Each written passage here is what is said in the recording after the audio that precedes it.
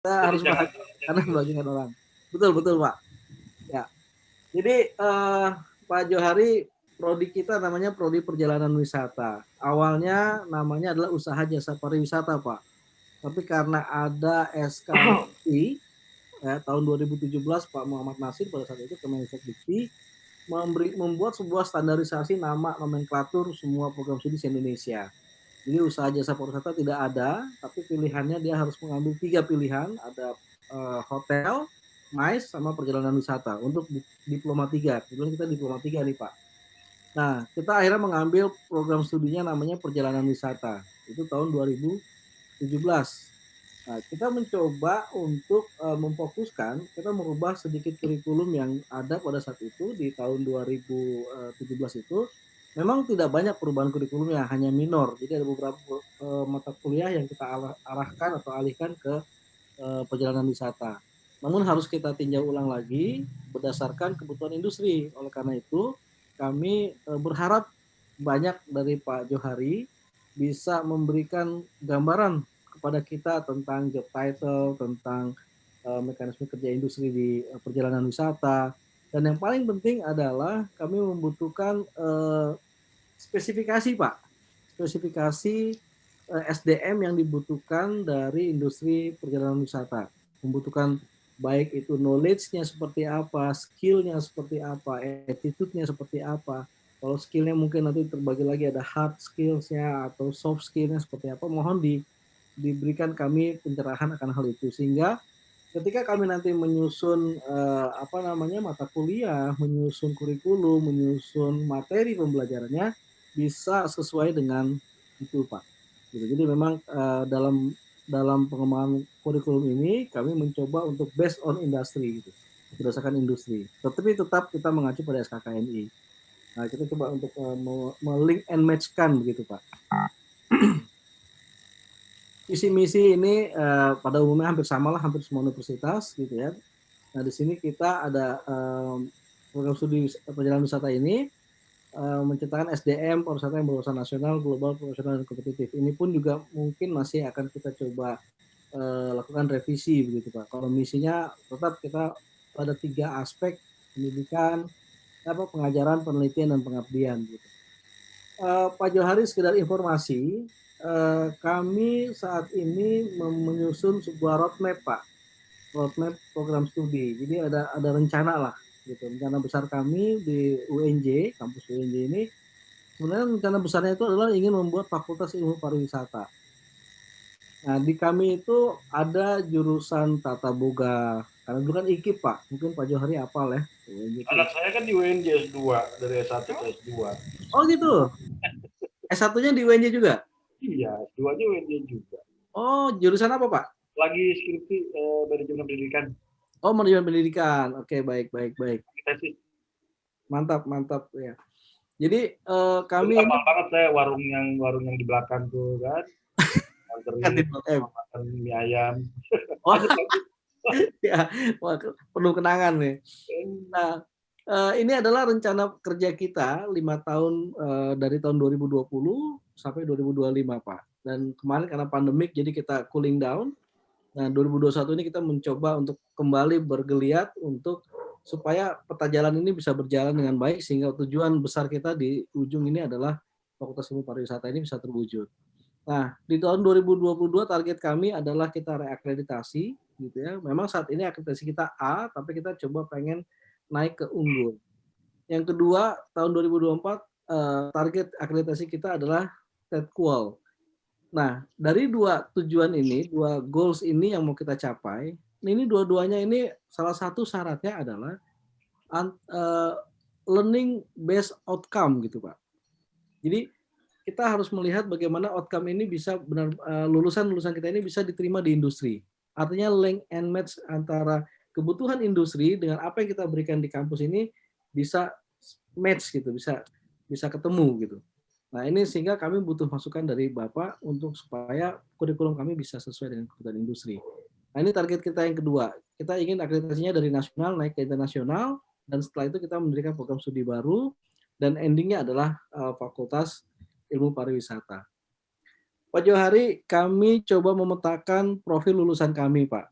Ini lulusan kami ada 5 profil, tapi mohon masukannya dari Bapak, apakah ini cocok atau tidak begitu ya? Ataukah mungkin Bapak juga bisa memberikan deskripsi lebih detail tentang lulusan-lulusan apa profil lulusan yang akan dihasilkan oleh kita ini. Mohon revisi dan masukannya. Yang pertama, kami mencoba memetakan lulusan kami diharapkan dia akan berprofesi sebagai travel consultant, Pak. Nah, saya pernah dengar kalau di travel agent itu ada istilah TC ya, travel consultant.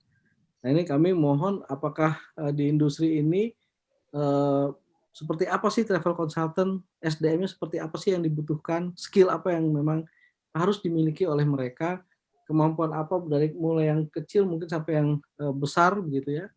Yang kedua mungkin di level travel operator, dia bagian ticketing, atau tour guide atau tour leader begitu Pak. Ini juga kita mohon koreksiannya apakah sudah betul gitu. Ini adalah sebuah profesi gitu, di BPW khususnya di Biro Perjalanan Wisata, dan ketika memang ini benar ticketing, tour guide, tour leader itu skill apa yang harus dibutuhkan? Kalau ticketing kemampuan apa yang harus dia miliki? Misalnya tentang Abacus atau Amadeus atau Galileo dan sebagainya. Ini juga kita butuh masukan dari Pak Johari. Nah, di yang ketiga, kami ingin membuat tour and travel entrepreneur, Pak. Jadi anak-anak sekarang ini banyak berpikir bahwa dia pengen lompat gitu ya, melakukan lompatan, udahlah jadi tour entrepreneur aja lah di bidang tour and travel gitu. Jadi ada beberapa anak-anak milenial ini coba untuk bergeser ke arah sana. Nah, kita coba untuk menangkap itu dan kita coba memberikan apa namanya, menetapkan profil lulusan kita adalah di travel tour and travel entrepreneur. Nah, di sini yang di 4 ada event management gitu ya. Event management ini sebenarnya kami lebih fokus di insentif tour sih, Pak. Meeting dan insentif tour. Karena setelah kami banyak berdiskusi dengan teman-teman di industri, salah satunya antara MICE itu 4 huruf itu yang masuk dalam BPW itu bisa di meeting dan insentif. Karena kalau untuk yang exhibition dan conference itu lebih kepada PIO atau PCO. Nah, yang terakhir ini ada profil lulusan kita adalah travel writer. Nah, ini juga kita mohon masukan dari Bapak apakah memang ini cocok atau tidak gitu ya. Travel writer ini karena memang lulusan travel writer apa profesi travel writer itu di Indonesia mungkin belum banyak. Tapi siapa tahu apa kalau kita melihat beberapa di industri media, beberapa majalah, koran dan juga stasiun televisi sekarang sudah mulai mengangkat tentang destinasi. Nah, ini arahnya mungkin travel writer ini akan lebih ke arah sana Pak Johari. Seperti itu. Ini akreditasi program studi kita. Tadi struktur organisasi. Ini Pak mata kuliahnya Pak, yang mohon kami juga dikritisi Pak. Gitu. Nanti akan saya sharing di apa namanya di chat room. Di kami di mata apa kurikulum kami ada 2 Pak. Jadi yang sifatnya mata kuliah umum, ada mata kuliah khusus gitu. Mata kuliah umum itu yang memang diwajibkan gitu ya, seperti agama, kewarganegaraan, biasalah mata kuliah yang sifatnya umum. Ada mata kuliah khusus. Nah, itu yang lebih kepada spesifik di program studi perjalanan wisata itu sendiri. Nah, kami juga ada sedikit apa namanya kampus negeri, ada mata kuliah ciri khas universitas dan ada mata kuliah ciri khas fakultas. Nah, ini yang juga jadi kendala di kita. Seperti ini dasar-dasar ilmu sosial, ini harus dimasukin walaupun jurusan pariwisata. Karena kita vokasi itu di UNJ itu cuma ada 12 program studi, Pak Johari.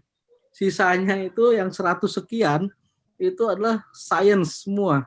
Gitu. Jadi kami minoritas di sini. Gitu. Ya maklum lah, karena kami juga baru lahir kan. Gitu. Program studi yang D3 ini baru lahir semua. Ada hanya 12 program studi.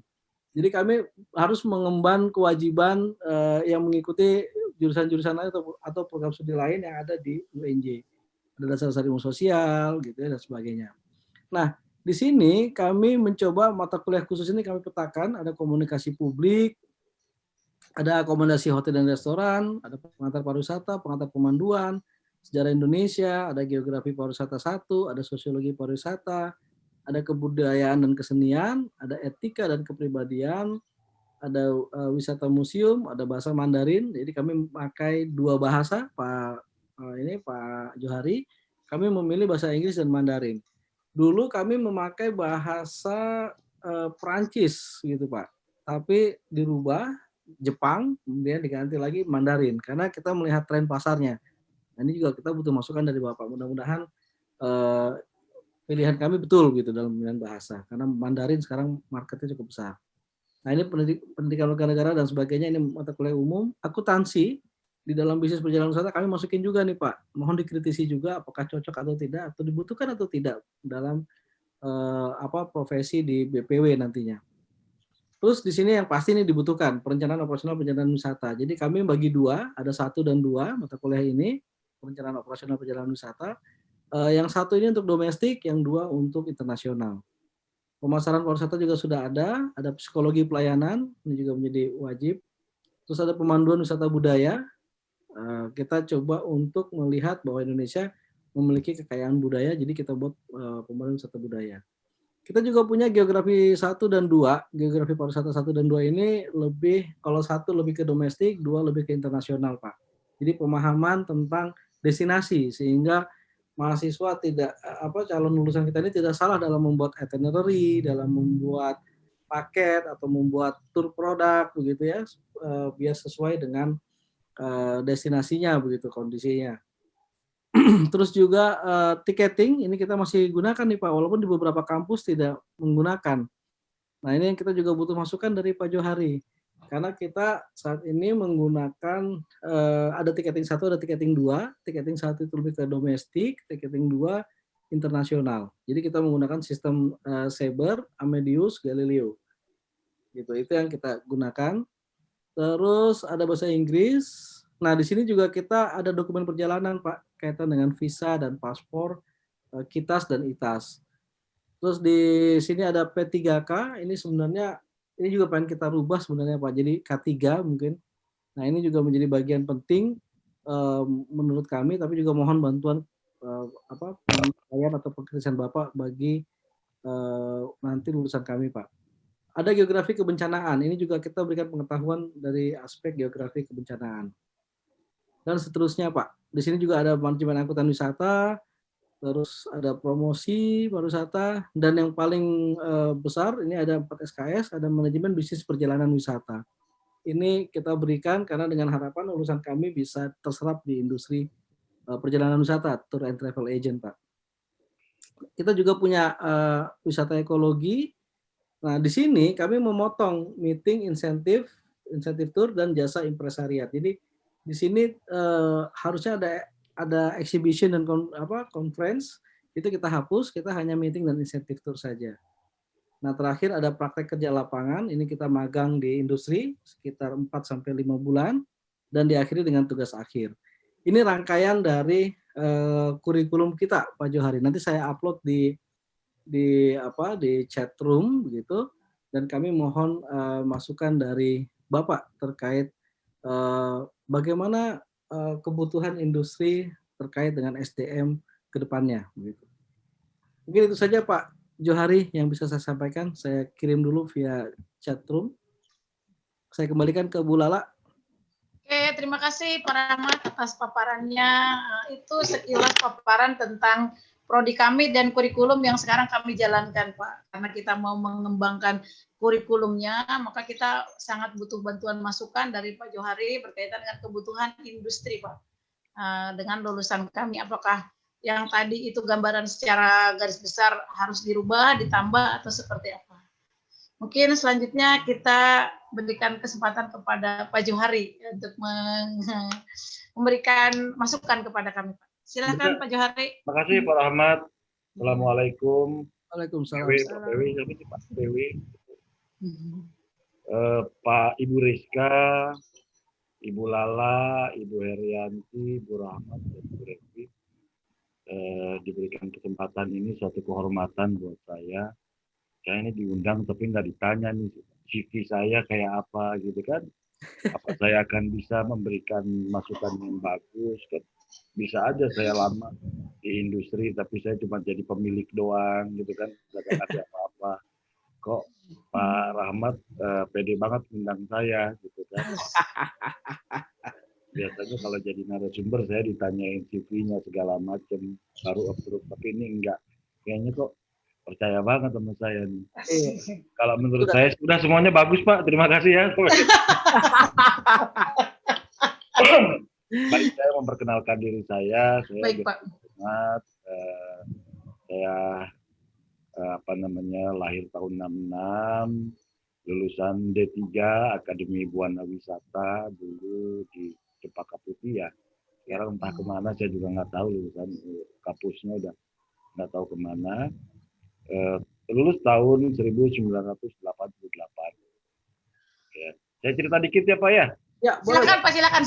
Tahu apa namanya CV saya dalam cerita. Mudah-mudahan semuanya bisa dengan singkat. Kemudian sambil kuliah saya bekerja. Saya bekerja gara-garanya awalnya sih training ya, karena pada semester 2 saya di kampus saya setiap tahun itu 2 bulan training. Saya training di Skiatur. Saya jadi guide ya. Saya udah mulai tuh nggak bener kuliah tuh, pokoknya cari duit gitu ya, gara-gara nge-guide. Muter Jakarta Taman Mini terus. Kemudian sampai saya akhirnya dimarahin sama bapak saya, suruh kuliah lagi. Saya kuliah lagi balik. Kalau dunia pariwisata udah dapat kerjaan tuh udah enak banget gitu ya. Makan di restoran, ini segala macem lah, pokoknya udah indah ya. Tahun 89. Kemudian saya training juga di Anta Tour dan dipercaya lagi untuk bawa Jakarta Bali 9 hari untuk orang bule gitu. Wah, makin seneng saya lagi gitu kan. Akhirnya pada saat skripsi saya nggak selesai gitu kan. Keenakan ke Bali setiap bulan. Gaya banget pokoknya, punya duit sendiri. Dari pengalaman jadi guide untuk orang Belanda, Jerman, dan lain-lain. Selama 1 tahun saya sambil kuliah, sambil kerja. Akhirnya beasiswa, saya dapat beasiswa nih di sekolah. Gitu kan, 3 tahun dibayarin sekolahnya sama Super Semar ya dulu ya. Jadi saya harus segera selesai nih, kalau enggak orang tua saya suruh bayar sendiri. Anak 5 nggak mampu sebetulnya. Dan saya diketawain, ngapain masuk pariwisata gitu, nggak ada gelarnya. Kalau dulu teman-teman saya pakai SH, pakai SE, saya bapak gelarnya, saya bilang gitu. Tapi alhamdulillah Pak Rahmat, teman-teman saya, sahabat-sahabat saya yang dulu agak mengecilkan pariwisata, dan sekarang sayalah yang paling berkecukupan dalam hal ekonomi di antara teman-teman saya yang lain. Ini bukannya riak, bukan sombong, tapi bahwa inilah pariwisata ternyata bisa memberikan dampak bagi kehidupan saya sebagai orang. Alhamdulillah saya sangat santai meskipun sudah 1 tahun tidak ada aktivitas, tapi karyawan masih gajian sampai sekarang. Kantor masih tetap beraktivitas, artinya dari segi keuangan saya cukup untuk walaupun tidak ada aktivitas, tidak ada bisnis, tapi bisa jalan. Itu dari segi bisnis. Kantor saya bertempat di Abdul Muiz, namanya Multi Mitra Wisata. Sampai saat ini saya bukan travel yang besar, karena pada prinsipnya Bapak-bapak, Ibu-ibu, travel bisnis itu, travel industri itu, khusus untuk BPW, itu adalah bukan suatu usaha yang besar. Rata-rata kalau kita lihat BPW yang bergerak di usaha-usaha besar rontok dengan sendirinya. Maka BPW itu adalah idealnya perusahaan-perusahaan kecil sekelas UMKM. Kita lihat Panorama mulai rontok, dibeli oleh Jepang, kemudian yang lain-lain. Silatur yang segitu besarnya juga rontok. Semua yang besar-besar yang memerlukan operasional besar itu pasti rontok. Pak, ini pembukaan dulu ya Pak ya. Mohon maaf. Siap. Lanjut Pak. Jadi BPW itu adalah usaha yang tidak boleh besar karena sangat rentan dengan keadaan ekonomi, sangat rentan dengan keadaan politik, sangat rentan dengan keadaan sosial dan budaya. Jadi pada saat dia dengan rentannya, bank sendiri agak-agak ngeri memberikan pinjaman kepada biro perjalanan karena kerentanannya tadi. Contohnya ada ribut-ribut politik, pariwisata pasti turun. Tahun politik, orang berantem, orang takut ke sini. Itu pasti. Contoh lagi ada pandemi, habis, kita yang paling habis gitu kan. Hotel habis, ada pandemi. Tidak ada pandemi tapi masih damai, permasalahan keuangan. Maka akan rontok pada saat ada resesi ekonomi, gitu ya. Karena sangat tergantung kepada kemampuan daya beli seseorang. Kenapa demikian? Pariwisata adalah keperluan sekunder, bukan primer. Jadi bisa nomor 5, bisa nomor 19 gitu. Yang paling penting adalah kebutuhan pokok dan ini. Kemudian rentan juga pariwisata terhadap teknologi. Ya. Kalau Bapak Arif Yahya pernah bilang, maka Biro Perjalanan Umum siap-siap kayak wartel, gitu. Maka ini akan segera terjadi kalau kita tidak segera mengupgrade diri di industri ini. Kenapa demikian? Kita lihat Traveloka serangannya online travel agent sangat gencar sekali, gitu. Tapi kenyataannya apakah BPWN akan mati? Ternyata tidak, gitu ya. Karena kota nggak boleh ngutang, kita boleh ngutang. Iya, betul. Kemudian ini satu mungkin jadi saya nggak tahu benar atau salah, ini pendapat saya pribadi. Kemudian di OT tidak ada human touch-nya, ya, tidak ada sentuhan manusianya, di mana kita sebagai orang perlu diorangin, gitu. Contoh yang paling mudah, kemampuan tiketing kami rata-rata dibina untuk mengadakan pendekatan secara friendly, secara persaudaraan. Apa kabar Pak? Wah Bapak lama deh. Nah di otak nggak ada tuh, gitu kan.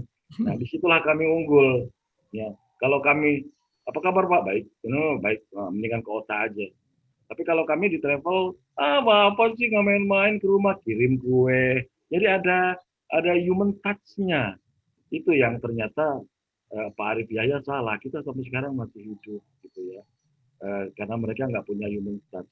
Kemudian pada saat ada masalah, malam-malam gitu ya, pesawatnya delay atau orangnya terlambat, dia nggak tahu mau hubungin kemana. Nah, itulah kita jadi travel consultant yang standby 24 jam. Kalau siap dia hubungin kapan saja, kemudian kita siap membantu mereka sebagai teman. Jadi dasarnya ini dulu, bahwa kita di jasa kalau ingin hidup, maka kita harus memiliki kiat-kiat sendiri menghadapi serangan OTA, online travel agent yang main klik. Akhirnya perkembangan saat ini OTA dan travel agent sama-sama berjalan dengan pasar yang berbeda. Contohnya, kok saya kayak dosen ya, mohon maaf saya salah nih kali ya. Enggak Pak. Seru ini Pak Johari. Iya. Oke, kemudian OTA ini akan mempunyai pasarnya sendiri, yaitu low market. Mereka yang cari harga murah, mereka yang cari harga diskon, dan memang kita akui market kita itu bukan itu. Market travel agent adalah personal service. Jadi kita adalah ya orang mahal dikit nggak masalah sih, oke aja, ya. Yang penting bayarnya bisa enak, kapan kita antar Pak. Pokoknya itulah sebetulnya manusia ingin dimanusiakan. Jadi jangan takut, sampaikan kepada murid-murid, travel agent nggak bakal mati selama dia mengorangkan orang. Walaupun banyak mungkin berbeda dengan saya, travel agent siap-siap akan segera mati kayak ini, tapi ternyata tidak, gitu. Dan klien-klien kami sampai saat ini, walaupun itu tetap nyari kami, ya. Tetap apa kabar? Bapak ini, itu contoh yang ternyata tidak tertulis. Jadi mungkin yang perlu ditekankan dalam hal ini adalah relationship. How to manage the relationship. Itu adalah bagian daripada jasa. Jasa tuh harus begitu.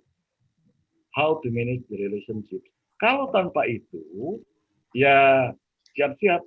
Kalau Bapak Ibu pernah lihat travel agent yang di jalan-jalan, kemudian 3 bulan mati, atau di rumah-rumah, ini travel, TX travel, kemudian nggak ada lagi. Karena mereka tidak memiliki dasar relationship-nya. How to manage the relationship. Kalau kita sudah memanage itu dengan baik, mulai dengan relationship, mulai dari kakak, adik, saudara, itu cara membangunnya. Sih mulahin salah ya. Salah kalau ibu dosen muliahin salah ya. Salah. Gitu. Kemudian membangun itu sebagai basis daripada sebuah biro perjalanan wisata. Itu aja dulu. Ya. Baru akan jika ada kebutuhan, jika ada relationship, ada kebutuhan, kemudian baru kita membutuhkan tenaga-tenaga tour operator tadi, tiketing tadi, kemudian apa yang tadi geografis dan lain-lain. Sambil cerita lagi, setelah itu saya bekerja di beberapa travel sampai saya memiliki travel sendiri di tahun 2009.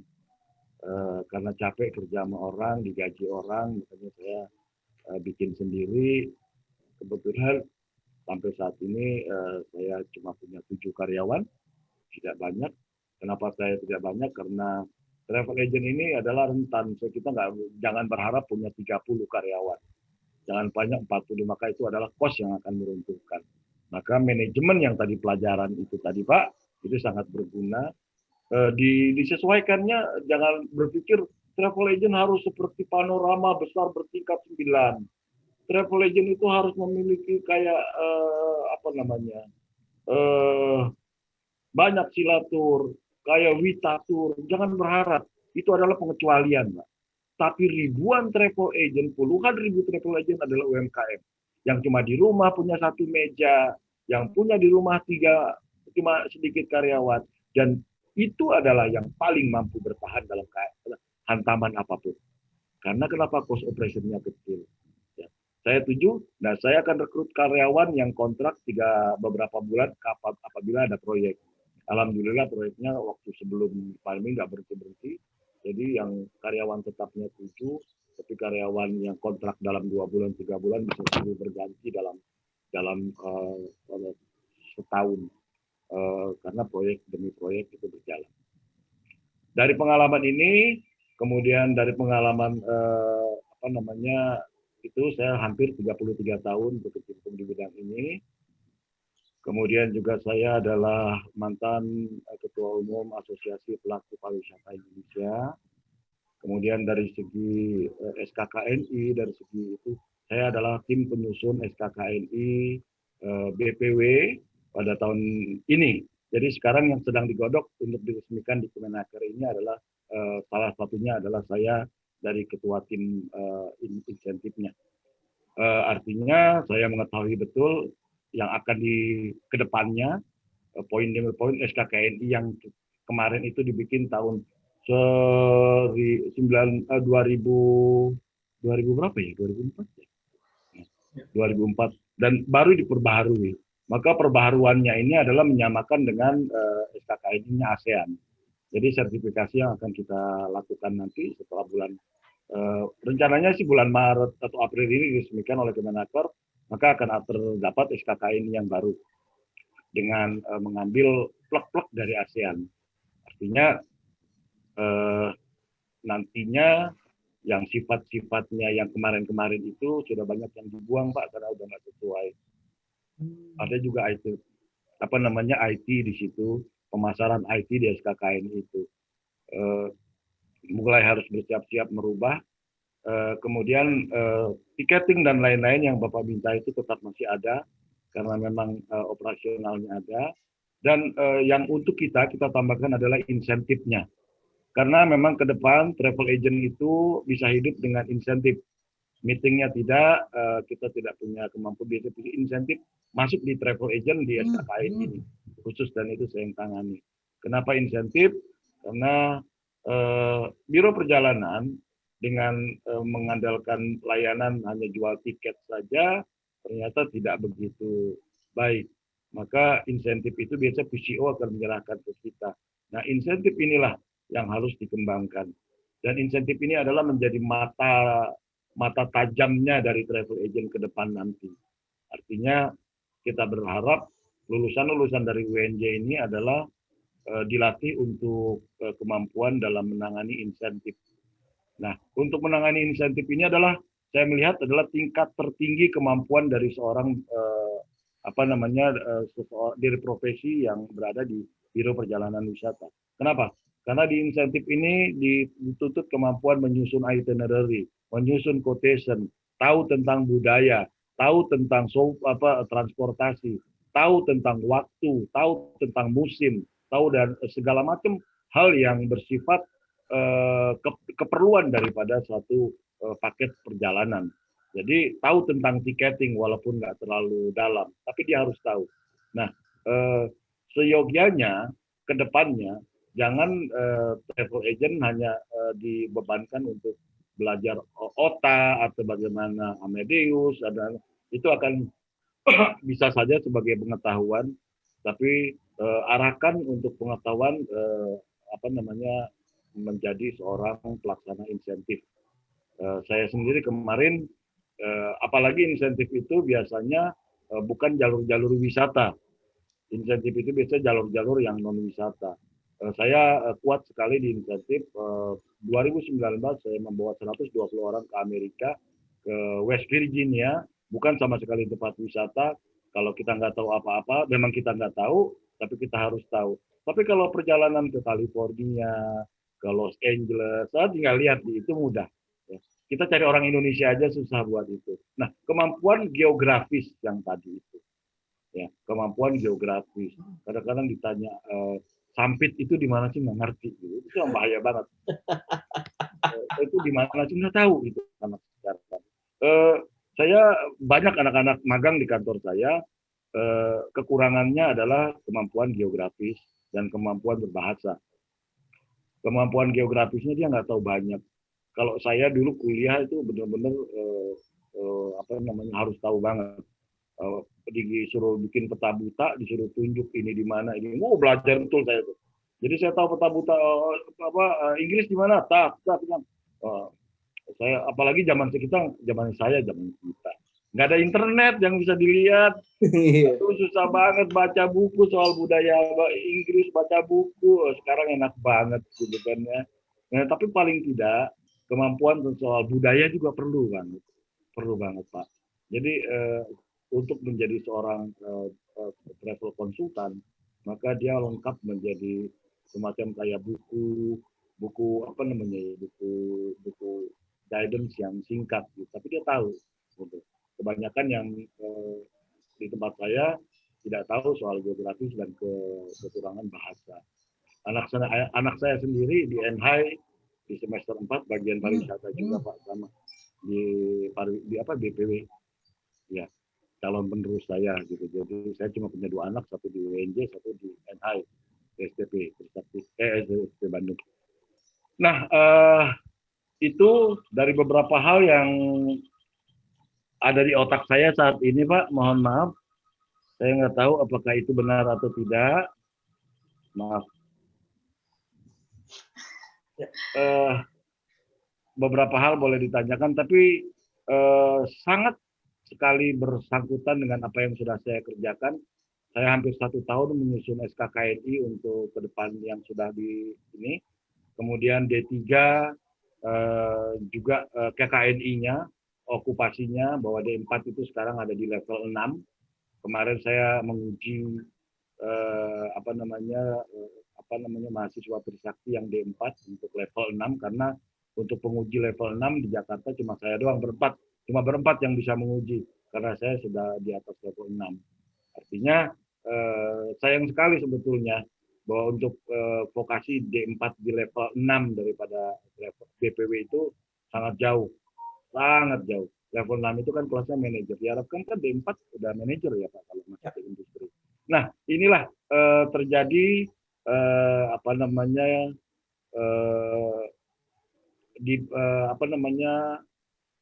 jarak antara akademisi dan industri, di mana industri tidak pernah kumpul ke akademisi juga kurang begitu melibatkan industri dalam hal ini. Ini terjadi stagnasi di sini.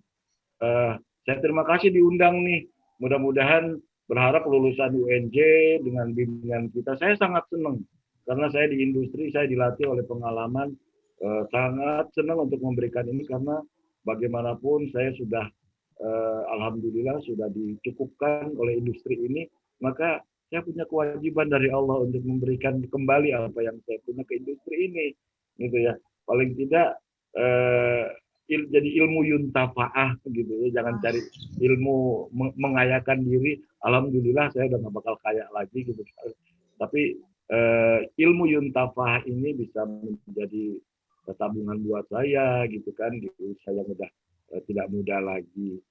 Terima kasih Pak Rahmat sudah diundang. Kita berdiskusi kapanpun, saya senang sekali diundang kali ini. Ya, luar biasa ya Pak Johari, kemudian rekan-rekan dosen. Dari tadi kita nggak ada yang ngantuk, biasa Pak. Di luar. Benar-benar Pak, kadang-kadang kita dengerin dari semua cerita Bapak itu ya kan, ada tahun 88, reply-nya ini 88 ya. Tapi yang menarik Pak Rahmat, mungkin yang kita garis bawahi terakhir adalah bahwa terdapat jarak antar industri dan akademisi. Nah justru ini kita lagi mencoba Pak, bagaimana caranya kita sebagai akademisi meluluskan orang-orang yang tepat di industri. Kebetulan sekali Pak Johari dari cerita tadi, beliau adalah tim dari perumus SKKNI sendiri Pak Rahmat ya kan.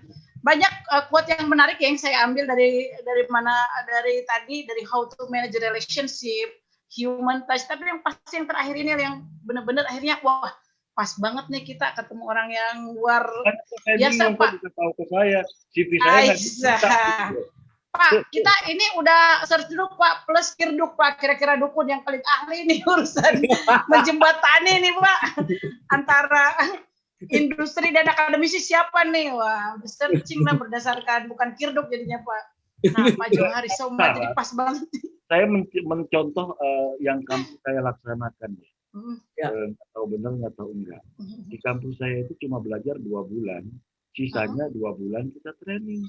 Jadi saya pernah training di Singapore Airlines, pernah training di Merpati Airlines, pernah training di Burak Airlines, pernah training di hotel, pernah di travel agent, pernah. Nah, pengalaman saya terjun ke situ membuat teman-teman saya tuh tahu banget gitu karena training 2 bulan gitu. Nah, saatnya training pemilihan tempatnya mungkin ya. Saya walaupun di pariwisata saya pernah training di Jayakarta Hotel ngangkat-ngangkat koper, gitu kan. Iya loh, walaupun saya, jadi saya tahu keadaan hotel, saya bolak-balik, oh gini hotel, oh masuk hotel gini. Saya juga pernah training di Merpati Airlines Halim dan itu. Dimana jam 3 pagi saya ikut untuk check-in dan lain-lain, saya bangun. Sehingga saya tahu, oh begini airlines gitu. Nah, pengalaman-pengalaman training ini menjadi bekal daripada saya belajar di sekolah waktu itu. Saat ini beda. Kalau saya ke Kemenpar, anak-anak SMK yang training, itu pada duduk-duduk di belakang tuh. Cuma disuruh nganter surat ke lantai 7, nganter surat ke lantai 8 gitu. Ngapain coba gitu. Mereka belajar kemudian pada bercanda-bercanda, ketawa-tawa gitu ya. Saya bingung deh. Yang penting sekarang mereka hanya mendapatkan surat. Oh, Kemenpar loh. Kemenpar loh.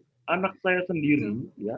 Anak saya sendiri kemarin training, ini cerita sedikit ya, bukan? Ya, baik. Ada IO yang besar, ada IO yang kecil. Saya masukkan dia ke IO yang kecil, tapi banyak kerjaan. Sampai sekarang dia mampu untuk menjadi host dalam 1000 meeting Zoom dengan memegang 3 laptop. Baru training dia. Dan setelah selesai dia dibagi sekarang terus bekerja gitu. Jadi dia untuk Zoom itu sendiri perusahaan besar seperti Pertamina kan untuk seluruh Indonesia bisa sampai 1000 pesertanya.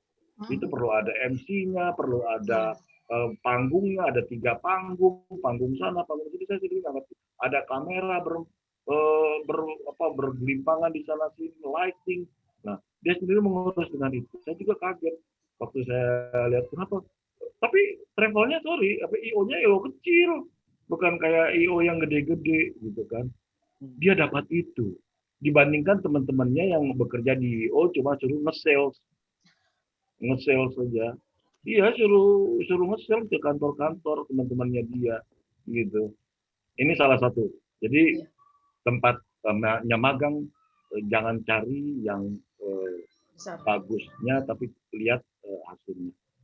Betul Bu Lala bahwa memang terjadi stagnasi antara akademisi dan industri itu sudah lama sekali terjadi karena memang mungkin ibu dosennya juga banyak berkecimpung di pelajaran saja, sementara akademisi terus mau nggak mau harus mengikuti perkembangan supaya tetap bertahan hidup. Ya, Betul, beginilah. Pak. Gitu. Iya, iya. Jadi ini teman-teman, rekan-rekan, bagi saya ini sebuah kesempatan luar biasa menimba ilmu. Kita sharing ya Pak dengan santai dari Yorisoma. Karena ternyata kan BPW besar itu tidak menjadi jaminan ya Pak. Banyak kerentanan yang luar biasa yang mempengaruhi industri itu bertahan atau tidaknya. Travel Ya terbesar kan? di dunia adalah John Hancock di Inggris. Bahkan travel tertua dan terbesar di dunia John Hancock tahun ini berangkat.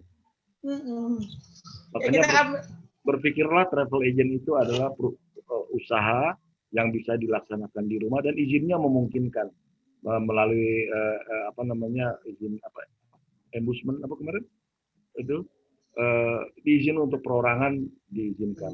Mulailah travel mulai dari 3 meja, 4 meja dan sangat luar biasa. Ya, mungkin teman-teman bisa nanti silakan sharing menanyakan. Sebagai informasi Pak Johari di sini 2 dosen kami juga sudah punya travel kecil, tapi memang mereka berasal dari sama Pak ngangkutin koper ya Pak Jenal, Pak Rahmat, ngangkutin koper jadi guide overland Pak dari zaman kuliah gitu. Kemudian akhirnya bisa membangun sebuah BPW, tapi tetap BPW-nya kecil ya Pak Jenal. Memang BPW bukan BPW yang gede gitu. Kalau mau gede bikin pabrik jangan BPW. Iya betul Pak. Jadi mereka banyak meng-hire untuk freelance Pak, kalau lagi ada project gitu. Ya, tapi ya kita memang belajar dari pengalaman kayak Pak kalau udah begitu ya. Saya bilangnya kadang nguli dulu Pak, belajar nguli. Benar. Terus tadi ada beberapa yang ditanyakan Pak Rahmat juga tentang tadi akuntansi ya Pak, apa pelajaran? Ya, baik Pak, akuntansi ada Pak. Nah, itu sangat perlu Pak. Saya dulu nggak mau ikut pelajaran itu Pak, tapi saya lulus dulu, saya nyogok dosen pakai Coca-Cola siap masuk Pak. Tapi setelah saya jadi direktur Pak, itu yang kepake Pak. Hitung duit ya Pak, untuk akuntansi ya Pak. Bener, itu yang kepake. Saya dulu lulus gara-gara ngebaik-baikin dosen beli Coca-Cola merokok kalau masuk. Gitu. Saya benci banget. Kalau giliran ujian saya tanya, berapa kolom, 5 kolom. Oke. Dapat kredit nomor 1, oke, saya gambar. Ternyata berapa gitu. Tapi lulus ya. Kecuali kalau bahasa Inggris saya memang disuruh keluar dan nilainya 6. Sama dosen saya nilainya 6. Tapi saya nggak ikut ujian, tapi tetap nilai 6. Karena kalau ada saya nilainya bagus semua. Jadi udah kamu tulis nama tinggal silakan keluar gitu. Nah, karena pengalamannya saya bikin 2 tulisan dikasih contek teman-teman semua gitu. Jadi kalau ada saya pasti bahasa Inggrisnya bagus-bagus semua. Curiga. Akhirnya tulis nama kamu, udah silakan kamu keluar. Udah. Akhirnya teman-teman jelek semua. Makanya jadi owner, Pak. Gitu. Ya, makanya jadi owner. Kemampuan bahasa Inggris lulusan kita Pak Rahmat. Ya. Memprihatinkan Pak. Betul. Ini kelemahan. Gimana ya Pak ya? Kemampuan bahasa Inggris lulusan kita, baik dari Trisakti kemarin, kemudian saya juga pernah sayang sekali. Gimana ya Pak ya? Gini Pak, saya mungkin menyarankan bahasa Inggris di kita ini adalah bukan bahasa Inggris menjadi pengajar, di mana memerlukan grammar yang sangat bagus, kata-kata yang sangat benar, tidak Pak. Mungkin masukan buat saya bahasa Inggrisnya bahasa Inggris kacau, grammar pun tidak ada masalah. Yang penting you understand me, me understand you, gitu kan? Betul Pak. Simple conversation ya Pak. Ya Pak. Nggak penting, bule juga nggak penting. Saya tidak mengerti bahasa Inggris Anda. Saya tidak mengerti bahasanya Anda, bahasa Inggrisnya tidak baik, bahasa saya tidak masalah. Saya juga nggak bisa dengan bahasa Anda. Jadi yang penting Pak, conversation-nya Pak. Masalah salah benernya nggak penting Pak. Saya jadi guide Pak, conversation-nya belum tentu beres. Karena saya bukan speech, bukan mengajarkan bahasa Inggris. Tapi rata-rata Pak, guru bahasa Inggris di kita, pengalaman saya, itulah mengajarkan conversation sebagai untuk menjadi guru. Untuk menjadi guru bahasa Inggris.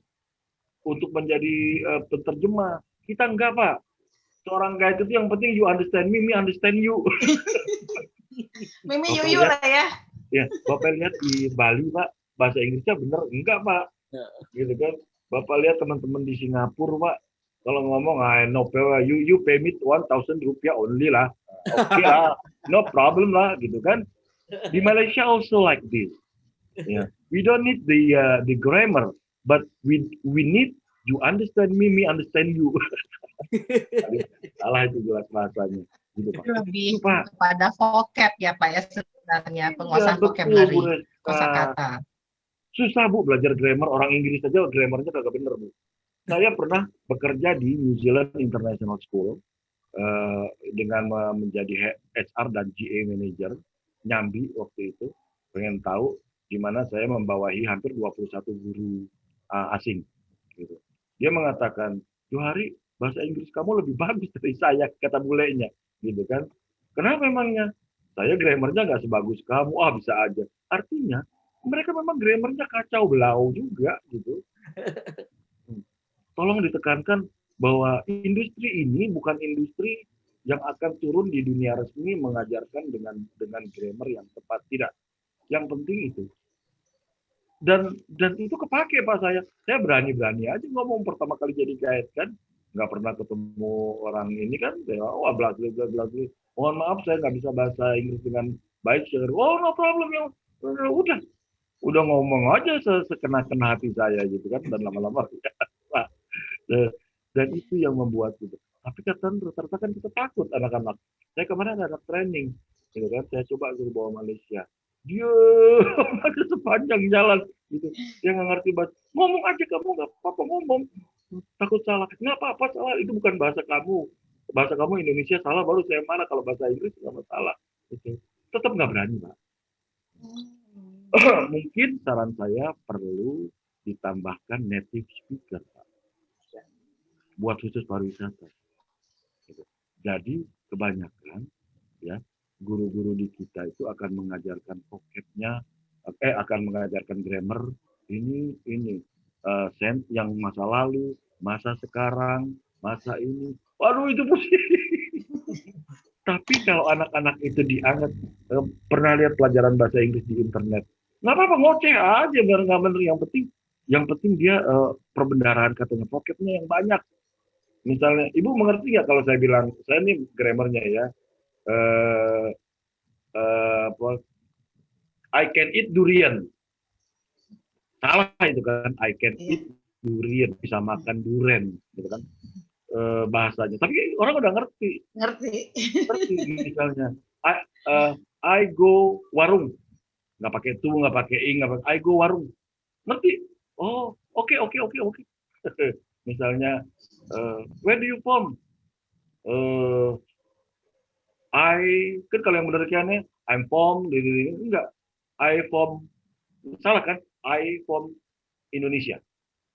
Ngerti nggak dia? Ngerti, tapi nggak penting gitu. Kalau pakai grammar mereka juga nggak penting. Tapi sayangnya itu. Itu Pak Rahmat kira-kira buat bahasa, Pak. Panggil native speaker, Pak, yang orang-orang agak gila-gila buat bisa ngomong merocos, Pak. Ya, itu satu poinnya, akuntansi sama bahasa ya, Pak Rahmat, perlu kita garis bawahi, masukan dari Pak Johari. Mungkin teman-teman yang lain ada yang mau ditanyakan nih, mumpung betul ada orang yang expert memang dari pengalamannya beliau. Silakan Bu Reska, itu udah raise your hand please. Kita bicara sih siapa raise hand please. Saya kayaknya kenal Bu Reska di mana ya? Iya. Waduh, kenal Bapak di mana ya, Pak ya? Ibu Haji juga, Pak. Ibu Haji ya? Kenapa? Ibu Reska Haji ya? Ibu Haji ya. Saya dulu pramugari Saudi Arabian Airlines, Pak. Mungkin pernah nggak Bapak saya layani kali di flight? Zamannya Ciko bukan? Oh, nggak tahu ini. Siapa? Ciko. Oke. Ciko. Ciko. Nggak tahu. Station manager untuk Saudi Arabia di airport. Airport mana? Sekarang lah. Oh iya, benar Pak. Iya. Saya sempat di Indonesian Airlines juga, kemudian close Indonesian Airlines, terus saya ke Saudi Arabian Airlines. Ya, mungkin kita pernah ketemu ya Pak ya sebelumnya. Ya, gimana Baik, Bu Reska? ini saya tertarik gini loh Pak, yang Bapak kan tadi termasuk dalam anggota untuk menyusun SKKNI untuk di apa tadi BPW ya Pak ya. Nah, apakah dalam penyusunan ini karena kita workshop berkali-kali nih kalau di UNJ ini Pak ya untuk SKKNI sebelum-sebelumnya untuk membuat kompetensi mahasiswa gitu Pak ya dari kurikulum kita ini, selalu penekanannya adalah di kosakata. Jadi kalau di level ini harus katanya memahami, di level ini harus mengetahui, gitu loh Pak ya. Sedangkan dalam pemahaman saya, karena saya pernah di industri juga, kalau kita wawasan seperti kayak Bapak tadi, akuntansi itu ada jenjangnya Pak ya, makanya dia ada intermediate, ada advance, nanti masuk ke manajemen keuangan, financial management, seperti itu. Nanti ada lagi portfolio investment, seperti itulah ya. Nah, ketika saya, misalnya kita lagi mau menyusun arahnya ke D4, yang saya tahu itu D4 kalau dulu saya belajar itu kita hanya mengetahui jadi menganalisis sedikit gitu ya beberapa rasio keuangan dari perusahaan. Nah, ketika kita menuliskan itu di apa namanya SKKNI misalnya gitu ya, kata mengetahui atau sedikit itu menjadi tidak relevan. Profesor kita misalnya di sini nggak boleh kalau di D4 terus begini kata-katanya begini, sedangkan untuk level memahami manajemen keuangan itu berjenjang, nggak tiba-tiba dia seperti itu. Sedangkan kita bukan jurusan accounting, kita bukan jurusan keuangan gitu loh Pak. Itu jadi saya suka nggak terima tuh Pak kalau yang di SKKN itu yang mewajibkan kosakata tertentu gitu loh Pak. Sedangkan pengertian kosakata itu sendiri ketika di industri bisa jadi itu lebar dan sangat spesifik bisa jadi Pak. Nah ini yang perlu dipahami. Kan saya sering bertengkar tuh waktu kemarin di ikutan asesornya yang kemarin yang Mat ya yang lu tugasin ke gue. Nah itu aku tuh agak nggak terima gitu Pak, tapi saya diam aja deh gitu Pak. Gitu aja, terima kasih. Saya punya loh yang bakal disahkan yang terbaru draftnya. Itu betul-betul ASEAN menggunakan ini ASEAN banget gitu. Jadi agar sertifikatnya setiap orang yang sudah itu kan tujuannya agar ada lambang ASEAN-nya kan. MEA kan kita nih sertifikat kita belum diakui nih di ASEAN nih, belum diakui. Nah untuk itu tugas saya kemarin agar ada kesamaan di ASEAN karena kan dengan pasar terbuka kita harus segera diakui. Nah yang baru ini adalah sama persis dengan ASEAN dan yang memahami menurut Ibu segala